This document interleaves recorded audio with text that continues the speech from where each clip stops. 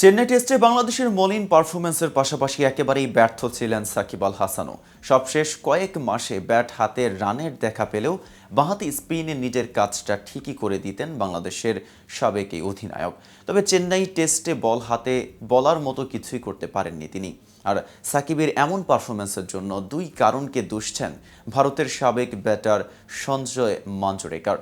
কোন সেই দুই কারণ, কেন সাকিব একের পর এক ব্যর্থ, এ বিষয়ে বিস্তারিত থাকছে প্রতিবেদনের বাকি অংশে।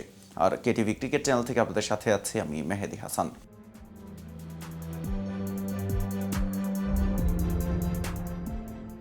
চেন্নাই টেস্টের প্রথম ইনিংসে 50 ওভার পেরিয়ে যাওয়ার পর প্রথমবার সাকিবকে বোলিং এনেছিলেন নাজমুল হোসেন শান্ত। সেই ইনিংসে 8 ওভারে 6.2 ইকোনমি রেটে 50 রান দিয়েছিলেন বাঁহাতি এই স্পিনার। দ্বিতীয় ইনিংসে সাকিব 13 ওভারে খরচা করেন 79 রান।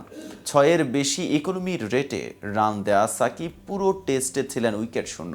সব মিলিয়ে 21 ওভারে 129 রান দেয়া বাঁহাতি স্পিনারের ব্যর্থতার কারণ খুঁজে বেড়াচ্ছেন সবাই। টেস্টের তৃতীয় দিনে মুরালি কার্তিকের বরাতে খবর বেরিয়েছিল আঙ্গুলের অস্ত্রোপচারের কারণে ঠিকঠাক বোলিং করতে পারছেন না সাকিব। যদিও ভারতের সাবেক অধিনায়কের তথ্যটি পুরোপুরি সত্য নয়। পুরনো চোটের জায়গায় নতুন করে ব্যথা পাওয়ায় ট্যাপ পেঁচিয়ে খেলতে হয়েছে সাকিবকে। সিরিজের প্রথম টেস্টের সাকিবের ব্যর্থতার কারণ খুঁজতে গিয়ে দুটি জিনিসকে সামনে এনেছেন মাঞ্জরেকার। জনপ্রিয় ক্রিকেট বিশ্লেষক জানিয়েছেন, ভারতের একাদশে যশস্বী জয়সওয়াল, ঋষভ পন্থ এবং রবীন্দ্র জাদেজারা বাঁহাতি হওয়া খুব বেশি সুবিধা করতে পারেননি সাকিব। এছাড়া চিপকের উইকেট থেকে বাড়তি সুবিধা না পাওয়াকেও সাকিবের ব্যর্থতার কারণ হিসেবে দেখছেন তিনি। ESPN ক্রিক ইনফোর সঙ্গে আলাপকালে মাঞ্জরেকার বলেন, তার জন্য একটা বড় সমস্যা হচ্ছে ভারতীয় দলে অনেক বেশি বাঁহাতি ব্যাটার। শীর্ষ 6-এ 3 জনই বাঁহাতি।